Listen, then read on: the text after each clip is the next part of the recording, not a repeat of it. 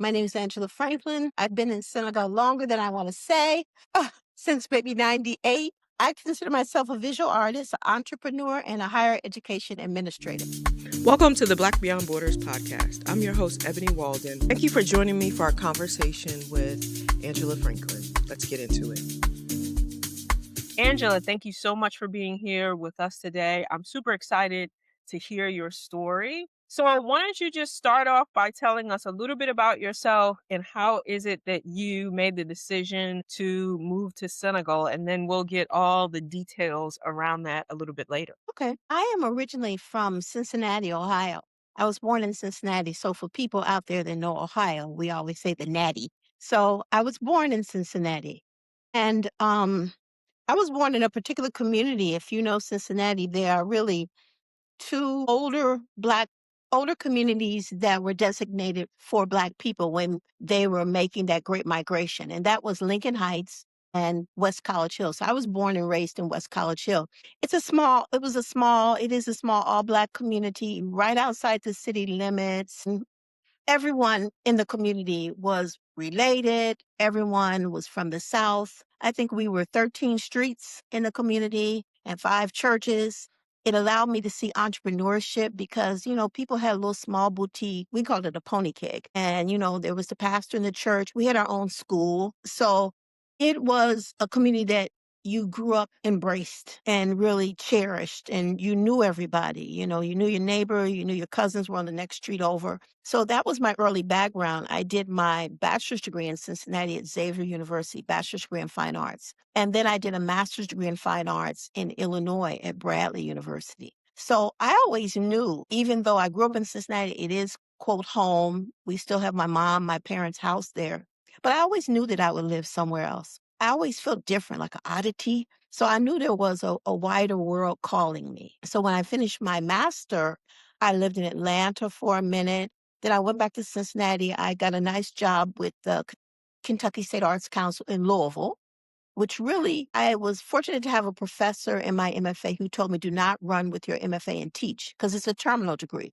He said, you're a master of a specific area, but you don't have enough to give. So at the Kentucky Arts Council, it was wonderful because, I learned I was overseeing nonprofits in the state, the visual arts nonprofits. So I got to see grants writing and issues of inclusion and accessibility and putting fellowships together. And then I went back to Cincinnati. I worked at the Great Rivers Girl Scout Council. And I always tell people Girl Scouts is like a Fortune 500 company masquerading as a nonprofit, because you learn so much there. Then I went to Baltimore.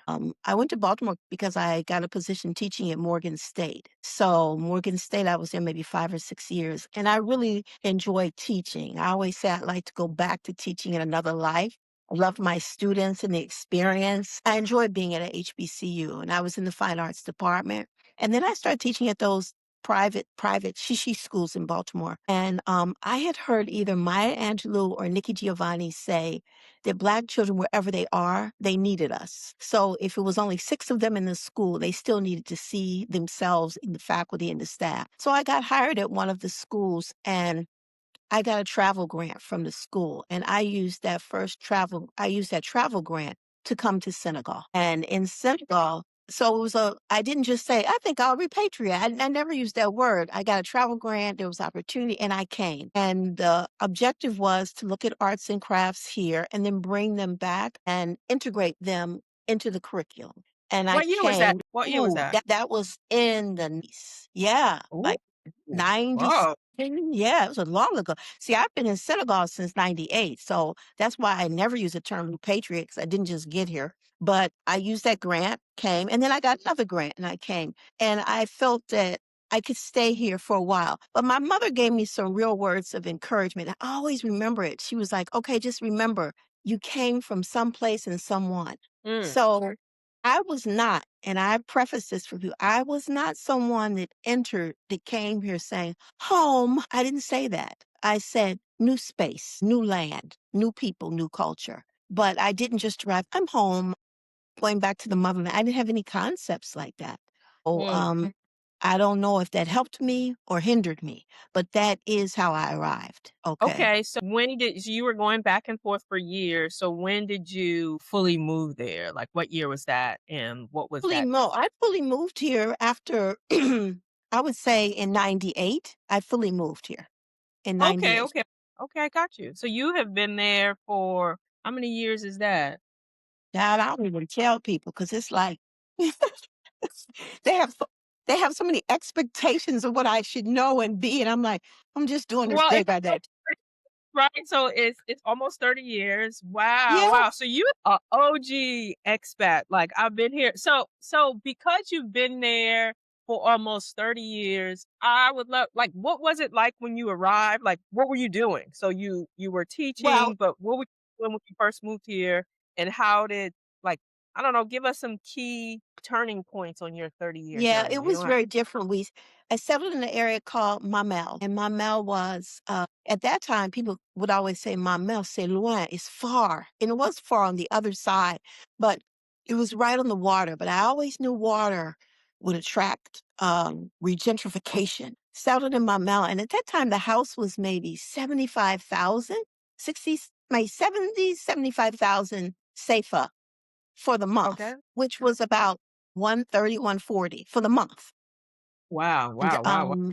there was a we were in Cité de Magistrat, which is it means all of the homes were owned by judges. So Senegal tends to sometimes jobs or corporations will fund the housing. So you have Cité Sonitel, where everybody worked at Sonitel, the phone company. So Cité de Magistrat was all the judges that we were living with. It was at that time predominantly Senegalese, a few French, but predominantly a Senegalese community, calm and quiet, very peaceful. And over time, it would change because when the war breaks out, the civil unrest breaks out in Cote d'Ivoire, then the French would flee and come to Senegal in Senegal. masses. And the Ivorians would come as well, the Black Ivorians, but the French really came. And what they discovered was this community on the water. So, you watched your rent go from 75,000 to maybe 100,000 and then 140, 150,000, and then 200,000. All of a sudden, you couldn't really afford being there. I was teaching part-time. I had work I was doing in the US. I was doing things as a visual artist. What were you teaching in Senegal when you were here? I was teaching art at a primary school, and I really, really was enjoying it, really enjoying it.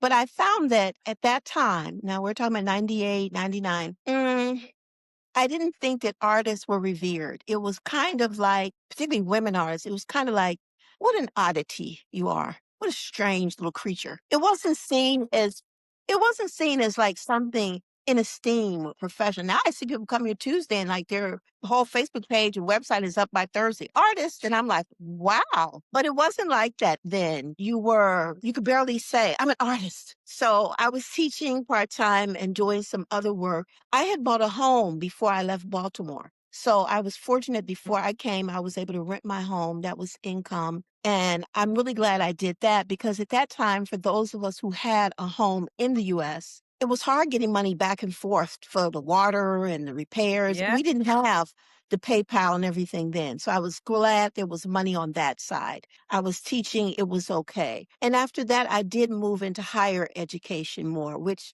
again, I had loved teaching at the university level. So I did move into higher education. The thing to remember is that from Senegal, I would get opportunities to go out and work other places. So that really broadened my view of the world. Spent maybe 2005. I spent a year in Nigeria, Northeast Nigeria. they Wow. were they were setting up the American University of Nigeria, and I established the admissions and recruitment department. But even, I always had this inkling, but even then I don't think I want to be here long. And it wasn't that I didn't enjoy Nigeria because I always tell people I found a Nigerians didn't have time to say to you over and over, Vous êtes de où? Where are you from? Because, they are the most populous nation in Africa. They always tell you that. So they didn't have time to figure out where you came from. And two, I always feel like Nigerians are as close to Black American humor that I've ever seen. They are just right next to us. They're with us on the humor. My housing was provided. I took the woman who worked with me in Senegal with me. By then I had a son, so I took him along with me. So we went as an entourage. And Nigeria was wonderful, but I knew at that time already the Christian Muslim situation was heating up. And And you were it in the North too, yeah. Northeast with the I was with Hausa people, and I could see it was going to become more. So Mm. from so I went back to Senegal because you always got your home there, and I go back, and I was there maybe another year, and then I got a job offer in Abu Dhabi. So Okay, girl, this. and we end up in not in Abu Dhabi in the beginning, but anyone who's listening who's in the UAE. I was at George Mason University in Ras Al Khaimah, and this is when there was that whole big rush to build branch campuses all over the world, US campuses all over the Yeah, world. yeah. But it really taught me that everybody doesn't need to do that because you really have to have an understanding of international business, international education, be open to culture, languages, customs, all of that. Mm. I think George Mason is wonderful back in Fairfield, Virginia, but it wasn't so stable in Russell Hama. And from George Mason, I get hired, I go to Abu Dhabi and I get hired at the Sorbonne. So Paris Sorbonne, France, built a campus in Abu Dhabi called Sorbonne University Abu Dhabi. So I go there. And Mm. it was kind of funny because, the Sorbonne is such a big name. At that time they had been in existence 450 years. And Wow. I mean, they probably, and this might have been what year we're looking at, maybe 2008. So they had never done like a campus of this size outside of Paris. Their culture was, we really don't recruit. Everyone just comes to the Sorbonne. Everybody wants to be here. But when you move to We the just Middle East, all of a sudden you have a population that don't really know the Sorbonne. So they were kind of like, if you build it, they will come. And I was saying, no, they won't. You're going to have to go mm. out and do recruitment. And that's what we had to do. I built a recruitment team of about 5 or 6 people and we hustled. So I would always come back from Senegal for a month or so and then go back to Abu Dhabi. And I know I meet a lot of people and they will say to me, the Arabs, how was it? But I really enjoyed myself there. I really enjoyed myself. I moved from recruitment admissions to head of the student advising program because we had to focus on retention. Like I kept telling them, recruitment, we bring them in the front door and they go out the back. You have to Yeah. retain students. So I found it to be safe. Mhm. Culturally, I was making a lot of artwork there. I had easy access to the materials I wanted, the fabric, the paint. I was on a team where I was the only American there at that time. Another white guy came, but mostly my team was Algeria, Jordan, Palestine, Egypt, just really diverse. The people working there were maybe between the students and the staff was maybe 60 or 70 nationalities. And Wow.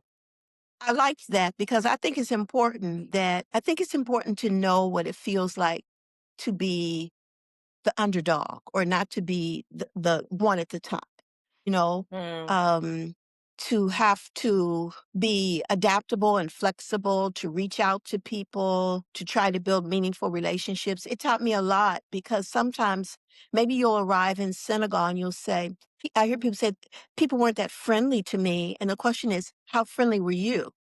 The onus may Oh, be on you. people, yeah, to be friendly. You think people could come to you, go out and engage, Yeah. right? Yeah, you have to engage and you have to be willing to make mistakes and learn and humble yourself. I think humility is really important. Humble yourself. You've left Kansas, Dorothy. This is not the land you know. So So, you have to be question, you how many countries have you lived in abroad? And what has that experience well, you live in Senegal now, but it sounds like you lived quite a few places. So where else have you lived? And what were some of the lessons those experiences have taught you? You start to talk about like humility, but maybe others. I found that people are more alike than unalike. Mm. That's one thing. There's a meeting ground. People are more alike than unalike. Like the Nigerians would never want to believe how close they were to Senegal in terms of culture, customs. Okay, things can be close. Or when you're in the Arab world, the Emiratis had some traditions and things they said or the way they did things. It was very close to what I saw and what I knew in Senegal. So you Mm, realize we're often closer, that borders are physical, but in terms mm, of your soul and your spirit, you can transcend borders. mm, After I was in Abu Dhabi, I'm in Senegal, back in Senegal, and maybe 2 years or so, and then I got an offer to do a job of all places. It was in the Marshall Islands. mm, And I feel like this is really an area as Black people, we don't know the Pacific region. We don't mm, know Samoa, Guam, the Marshall Islands, Fiji. yeah. We don't know it. We don't know them. Mhm. And it's the Marshall Islands was unique in that it's a strip of land in the middle of the Pacific Ocean. So when you fly from Honolulu, you just fly over water till you reach this strip. One street Mm. running north and south, a strip of land. You look to the left is water, look to the right is water. Okay. And I was the dean of the college there. So it was, again, what is the similarity? What are the commonalities in terms of crafts and arts? Mm. Much of what they did was what we saw in Senegal, or the older Emiratis do basket weaving and working. They did amazing thing with cowrie shells in the Marshall Islands. Oh, wow. Surprisingly, those beautiful, beautiful cowrie shell jewelry and bags and everything. But surprisingly, with the phenomenal fabric they had available, most people didn't sew. So if they came and they could sew, they would usually be Filipinos who came and who could sew. So again, I had this team that was Marshallese. My coworkers were Filipino, Guam, Fiji. The Fijians look like us because in the grocery store, they would always start speaking to me in Fiji. And I was like, I'm not from Fiji. Well, where are you from? Really? And the women usually have nice afros, the Fijian women, about my color. Oh, wow. Island, the Solomon Island people may be your color and mine, but they would have blondish Mm. hair and sometimes their eyes would be gray or blue. So it was all these Mm. things. And they were colonized people, and they were always telling me they were very proud of that. Finally, I told them, they would always say, "We are so kind and so gracious, and we are so," and I was like, "That's pretty much how you get colonized 4 times, being so kind Mm. and gracious," because it was Spain, Germany, Japan, and the US. And you Ooh. learned history because I didn't know that those major wars from World War II were fought in that Pacific Island region, but they Mhm. were. The major battles were fought in that Pacific Island region. And I lived in a little neighborhood, it was called Rita, and I kept saying, "Why is this called Rita?" And they said, "Oh, it used to be a big military base, and the major movie star at that time was Rita Hayworth." So Yeah, yeah, yeah. it was called Rita, and the other area was Lauren Bacall. So you see the influence of the US, the oversight, and the food was very different than what I knew in Abu Dhabi or Senegal because it wasn't always fresh because it has to come from Yeah, and all so I never knew I could eat frozen fruit, wedges of strawberries frozen or everything seemed to be stale, but we made it work. So those experiences really shaped you.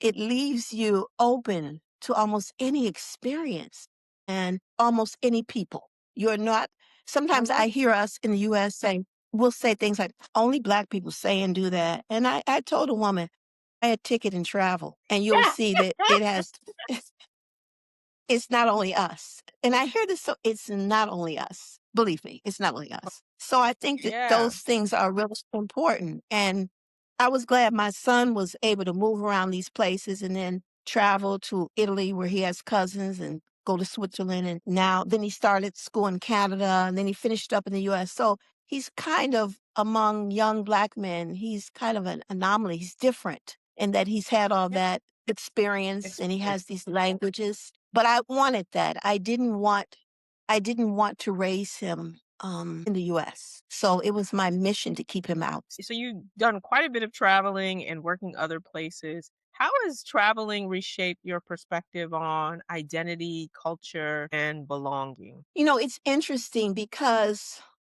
what I saw in the UAE is if they said American, they meant white. And it could have changed since I left in 2020, whatever. But when they said American, they meant white. So it was just interesting. I know one time I was renewing some document, license, whatever, and I'm in the line and he's looking at my passport and my license. I had US and I had UAE license. And he said, "When did you get to the US?" He's thinking you got a visa. And I said, "I was born there."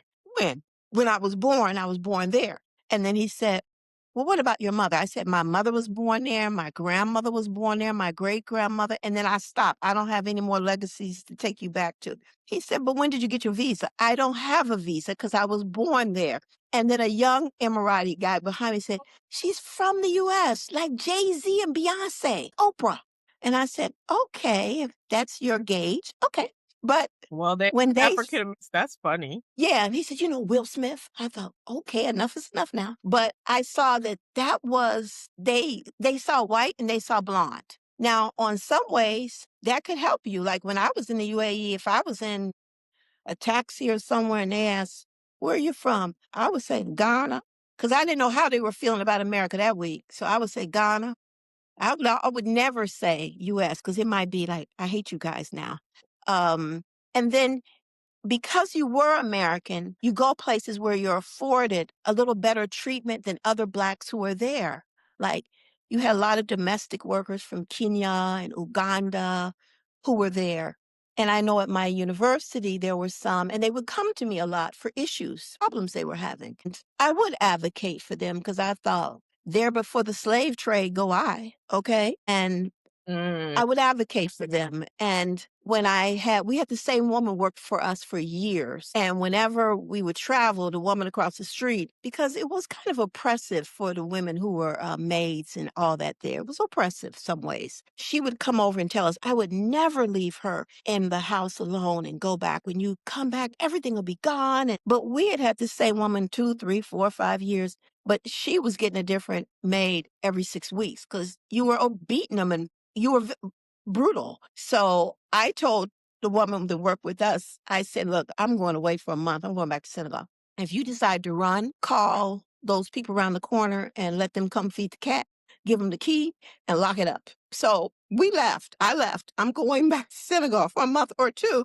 And it was kind of funny when we came back, she was sitting right in that chair watching her same little TV shows. Hadn't made a, I said, oh, you're here. She said, where am I going?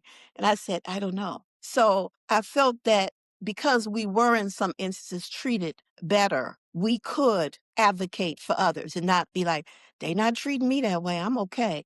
I don't accept that. I don't accept Mm. it. And I found a little of that in Marshall Islands. There were many people brown as me, but they didn't have the US passport. And Marshall Islands was not a colony or something, but they did have the right to come to the US without needing a visa and they could live here. And the US was kind of their Yeah, country, is the it like country at the time. But I always feel like it used to be like almost colonized during World War II, the whole thing with Japan.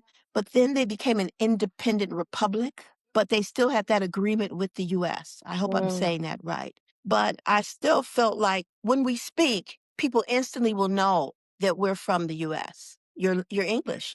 Or it's custom. Some things we'll do or we'll say, a confidence or something. I know I was in the airport once in France and we're getting on the plane to come back to Senegal.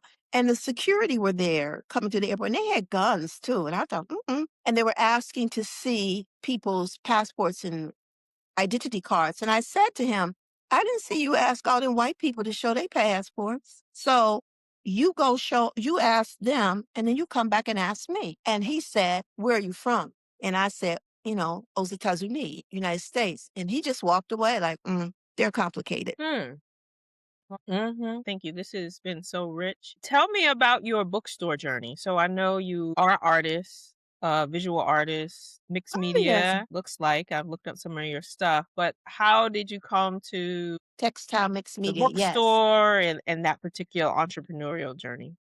I opened the Yeah. bookstore not because I was holding on to English, but because there were so many places here to buy books in French. And I wanted my son to have access to books in English, but not just the language. I wanted him to have access to books that had positive images and rich stories. I wanted him to have positive images of Black people, stories from the diaspora, etc. And I wasn't seeing that. Sometimes I would find books in French and the people would have big caricature lips, and I just didn't want that. On the other hand, when I first opened, I did it in my garage, which was not the business model people were following. But my neighbors felt like, oh, is she trying to force English on us? And I was like, no, that's not the issue. And then some professors from the university visited and they said, "Oh, it's not academic. C'est pas academic." And I said, people read for pleasure and joy. I don't want people to only read for devoir homework. I want it to be the joy of reading. So that's how I started with the garage. And then I moved into a separate brick or mortar space. But sometimes until today, we'll go to like a book fair or some type of market event and we'll have someone from, a French speaking country in Africa and they'll come up and say, "Why are you selling books in English? We are Francophone people." And I say to them, it's not like French was your first language of your people, nor was English mine. We have the right to choose the language we read in. And then I want to say, buy a book and go away. But get How lost, did get lost. how did you learn French? I had it in high school, and then I took some more classes in college. And then I came here and realized I really didn't speak French. So I just had to start word by word by word. And I'm still learning because I'm not always as confident as I should be over time. But Mm, I found, you meet brothers and sisters and they'll come here and they'll say, "I don't want to learn French. It's the white man's language. Two bobs." But I say to them, if you want to get a job here in an office, mm, 9 times out of 10, the language will be French for business. It will be Wolof among the people. That's the people's language. It really is. But if you want to work here in a school or the bank or it's probably going to be French. So there mm, is some benefit in taking the time to learn it.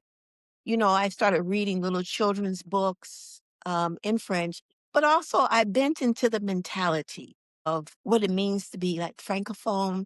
Because I always tell people I was here when Frank Sinatra died, and boy, people mm, were into that. And I just mm. know at home we were not singing, walking around saying, Mac the knife and New York, New York. But it was embraced. Frank's words were embraced, and I thought, well, I'll embrace that too. So I started hearing, Wow. listening to the music, reading, looking at menus, foods, because when I teach English to people, I say it's not just a connection of words and vowels and consonants, it's a culture of a people. The language goes with the culture. And I think that learning French is Yeah. the same way. It's not a disconnect of words. There is a culture connected to it. So that was important. And I'm still learning, particularly when you want to get I lo- like nitty gritty, slangy phrases. Well, you have to dig yeah. deep. You have to dig Yeah. deep to get those. And I chase that a lot. So, second to last question, you have lived abroad in many places. So, you said Senegal, I heard you say Nigeria, Cote d'Ivoire, the Marshall No, no Islands. Cote d'Ivoire. No, Oh, no you Cote visited d'Ivoire, there. Senegal, Nigeria, UAE, Marshall Islands. And then I did some short work in Azerbaijan on the Black Sea. So yeah.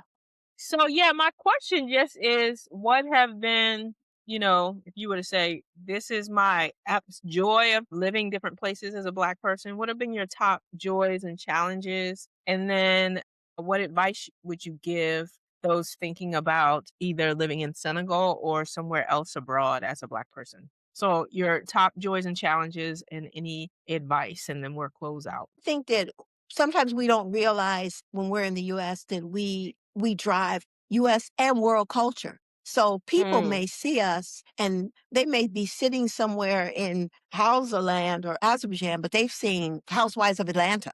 So, mm, they think that that's who you are because we drive culture in that way. So I think sometimes you have to be open enough to understand that not everything is an insult. It's the curiosity mm, because when I was in Azerbaijan, before I went, I had a friend here who was from Azerbaijan, and I asked her about it because it's a former part of Russia. And, we get stories about Russia. And she said, "Well, it's different from Russia. It's not like they'll beat you up on the street like in Russia." She said, "In Azerbaijan, they'll just stare." And they stare mm, because you don't see that many Black people at that time in Azerbaijan. So everything, no. when we were in Abu Dhabi, my son used to say UAE in the beginning. In the beginning, he would say, "They're staring at us. Everybody's looking." And I would tell him, "They see a Black queen coming by." Because I wanted him to know it doesn't have to be negative. They see a Black queen, better recognize. And he would say, If you're a queen, my king or prince, you're the prince and I'm the queen. Let's go. So it was to move him into they're staring, but it doesn't have to be evil. And I would say step out your norm. Like you're not going to find meatloaf all over the world. So you don't Mm, have to go in someplace saying, I'm just looking for meatloaf and mashed potatoes. Be open. You got to try some things that you never thought you'd try or you had no mm, interest in trying. And you can learn to love it, whether that's new music, books, or food, in particular food. Step out of it. I learned to love Middle Eastern food being in the UAE. Just give it to me. I love it. And I try to find, and I learned to love Pakistani food and more Indian food because it was so mm, diverse there. So I think be open to that at all times. That's something you can carry back with you. I think mm. that um, if I say be humble, I found that in the UAE, I would see brothers and sisters come. And I remember telling a guy, when you get there, they would give you an allowance for furniture and all these other things. And I told him, me, myself, you have to go through a 90-day trial before you're permanent.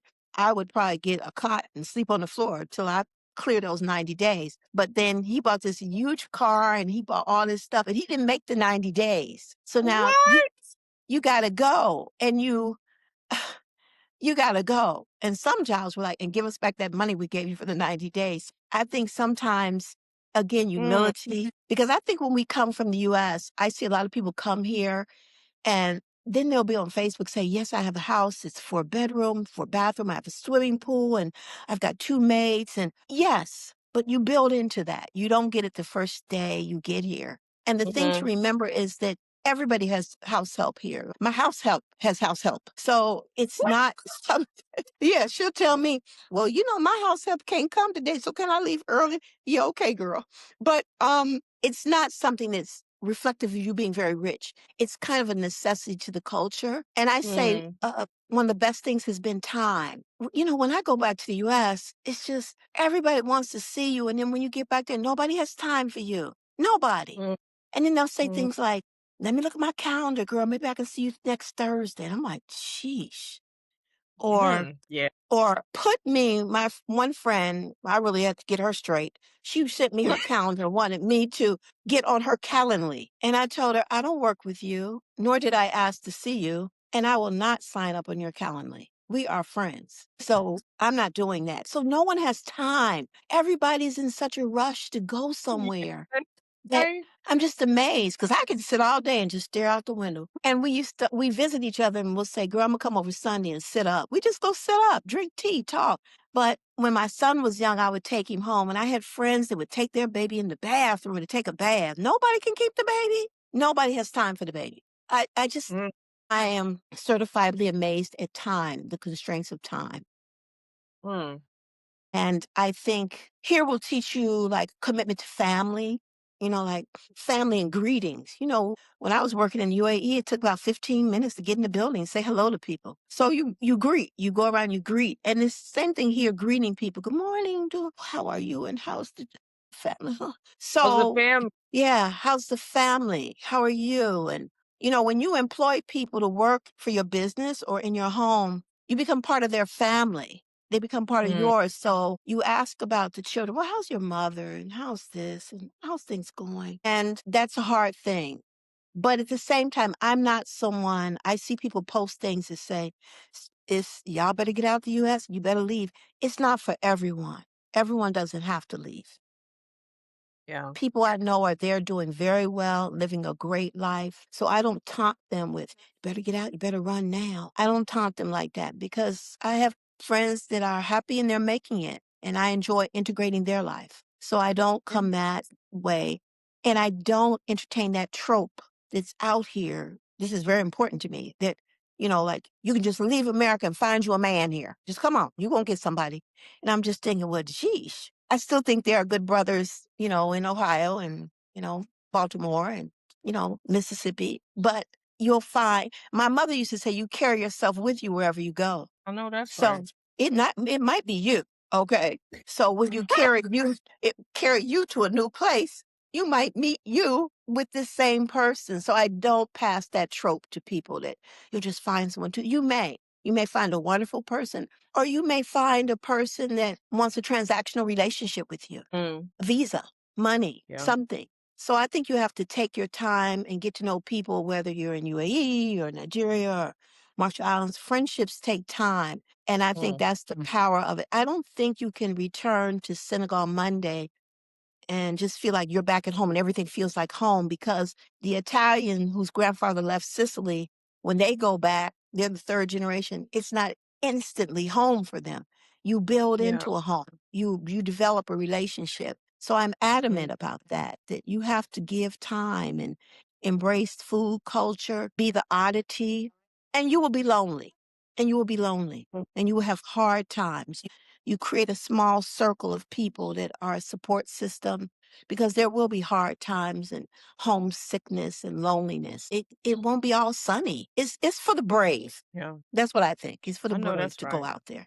And it's not for everyone. Really, it isn't. Well, thank you so much. Such wisdom. We got to wind down, but I just want to thank you for your time. We have to get together the next time I am in Senegal and hopefully come to your bookstore. So I have a book Yeah. coming out. It's a memoir of an around the world trip I did about 15 years ago. I went to 5 continents, 17 countries over the course of 8 months. And so I will be Wow. having that out in September and doing a book tour nationally, but I try to come to Senegal every year or so. So I hope to get you to carry my book and maybe do a talk or something like We would that the next love time. it.